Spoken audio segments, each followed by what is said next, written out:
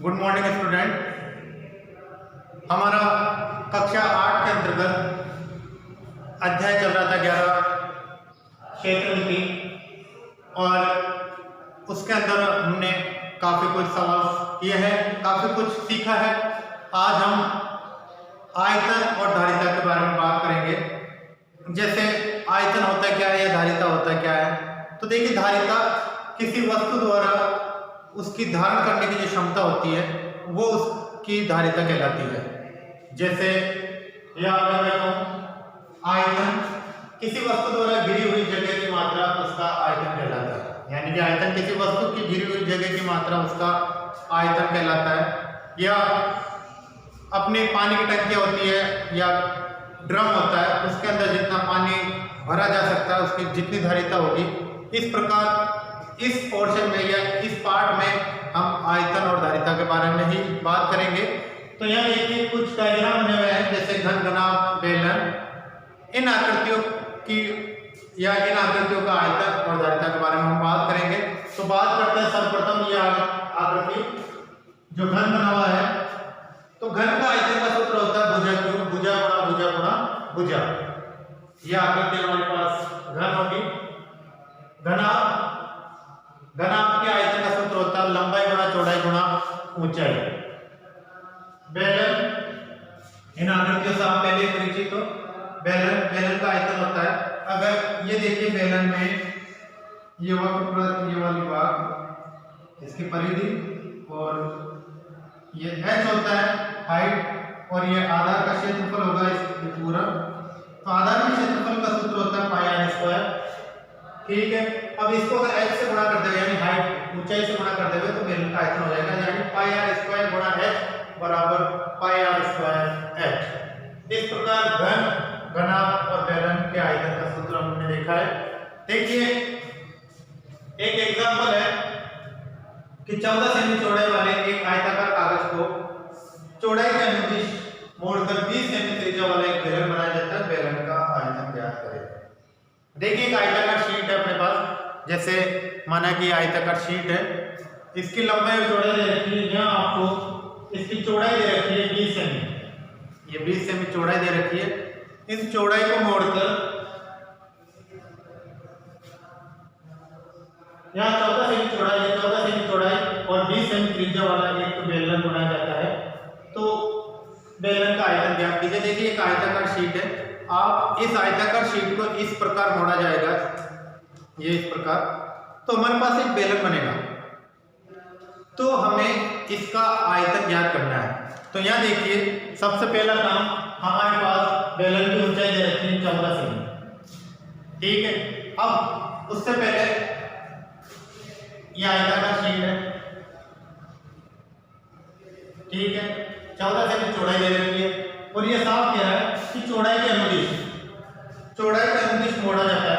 तो ये चौड़ाई है और इसके अनुदिश इसको मोड़ा जाएगा, तो ये इस प्रकार मोड़ा जाएगा। तो ये चौड़ाई क्या हो जाएगी? ऊंचाई हो जाएगी। बेलन की क्या कहलाएगी? वो ऊंचाई कहलाएगी। आयताकार शीट की चौड़ाई बेलन की ऊंचाई हो जाएगी। ठीक है, उसके बाद में जो त्रिज्या है वो दे रखा आपको 20 सेमी। ठीक है, तो त्रिज्या कितनी दे रखी है? 20 सेमी वाली। अब आपको इसका आयतन ज्ञात करना है। तो बेलन का आयतन का सूत्र होता है पाई आर स्क्वायर h। पाई का मान 22/7 गुणा आर का स्क्वायर है, तो 20 गुणा 20 गुणा h, चौड़ाई का अनुदिश यानी 14, इसकी चौड़ाई का अनुदिश किया जाता है, तो इसकी हाइट हो गई इस प्रकार।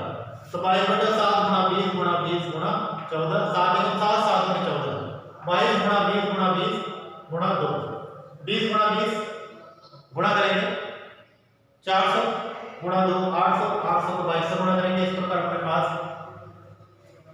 17,600 सेमी क्यूब, इस प्रकार ये इसकी धारिता प्राप्त हो जाएगी। देखिए एक छोटा सा क्वेश्चन यहाँ ये पर करते हैं अपन।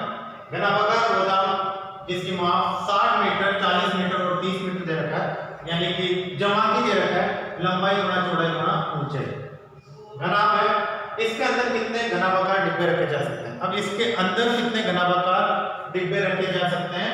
डिब्बे का आयतन आपको निकाल के रखा हुआ है 0.8 मीटर क्यूब। जब हमें एक घनाभागार गोदाम है उसके अंदर घनाभाकार छोटे छोटे घनाभाकार या कुछ वस्तु रखनी है, उसका आयतन भी अपने को निकाल के दे रखा है।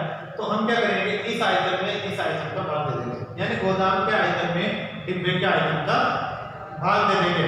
तो कितने डिब्बे रखे जा सकते हैं वो संख्या हमारे पास आ जाएगी। तो हम क्या करेंगे, 60 गुणा 40 गुणा 30 गोदाम का आयतन, लंबाई गुणा चौड़ाई गुणा ऊंचाई, ठीक है, अपॉन डिब्बे का आयतन 0.8 ये दे रखा है अपने को क्वेश्चन में, ठीक है। तो पॉइंट हटाया, ऊपर एक 0 बढ़ाया, जब 0 बढ़ाया तो अपने पास 8 9 72 और 1 2 3 4 4 0 बच गए। तो ये हो गई 90,000 संख्या रहेगी घनाभार डिब्बों की जो गोदाम के अंदर रखे जा सकते हैं।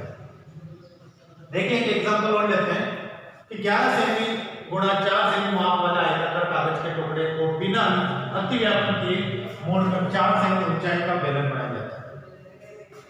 देखिए एक आयताकार शीट है, 11 सेमी और 4 सेमी लंबाई, 11 सेमी और 4 सेमी इसकी चौड़ाई है और 4 सेमी ऊंचाई है। अब 4 सेमी ऊंचाई का तो ये इस प्रकार इसको मोड़ा जाएगा, यानी कि ये जो चौड़ाई दे रखी है इस साइड में, तो इस प्रकार मोड़ा जाएगा।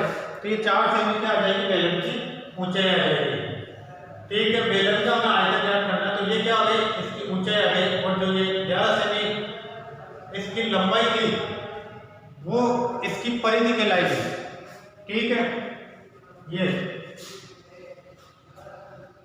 जो लंबाई होगी इस प्रकार, ये आयत है, ये 11 सेमी है और ये 4 सेमी है।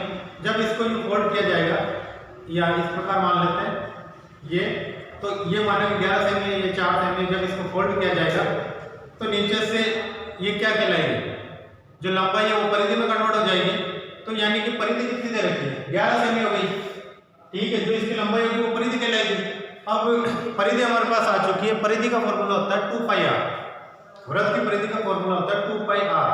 तब जब हमारे पास 2πr कितना है, 11 सेंटीमीटर है, तो हम r निकाल लेंगे, त्रिज्या ज्ञात करनी है इसकी। तो त्रिज्या के लिए हम जानते हैं वृत्त की परिधि 2πr, ठीक है, बराबर 2πr में 2 गुणा 22/7 गुणा r। 2πr अपने पास दे रखा है 11 है, 2πr अपने पास निकला हुआ है 11 क्योंकि लंबाई उसी को बदला है, बराबर 2 गुणा 22/7 गुणा r। r मैंने इस साइड में ले लिया, माना कि ये लोग r इस साइड में ले लिया, तो r बराबर 11 गुणा 7 2 गुणा 22 44, ठीक है। 11 गुणा 11 11 4 44 7/4 इसके त्रिज्या आ गई। परिधि की, परिधि से हमने त्रिज्या यानी r ज्ञात कर लिया। जब हमारे पास r आ गई यानी त्रिज्या आ गई, अब इसका आयतन हमें ज्ञात करना है। तो सीधी सी बात है, बेलन के आयतन का सूत्र होता है πr²h। मान रखेंगे πr² 22/7। जहां तक हमें दिया नहीं जाता हो कि पाई का मान, तो हमें हमेशा 22/7 ही रखना है। अगर आपको क्वेश्चन में दे रखा है कि पाई बराबर 3.14 दूसरा मान दे रखा है, तब आपको वो मान रखना है। मगर अभी हमें कुछ भी नहीं दे रखा है, तो पाई का मान 22/7 रखेंगे।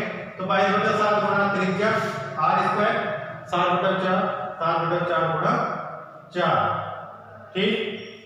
h आ गई अपनी 4 हाइट,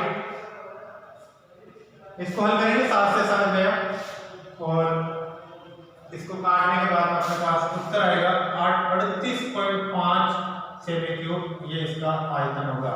इस प्रकार हमें आयतन व धारिता से संबंधित सवाल हम हल कर सकते हैं आसानी से, ठीक है।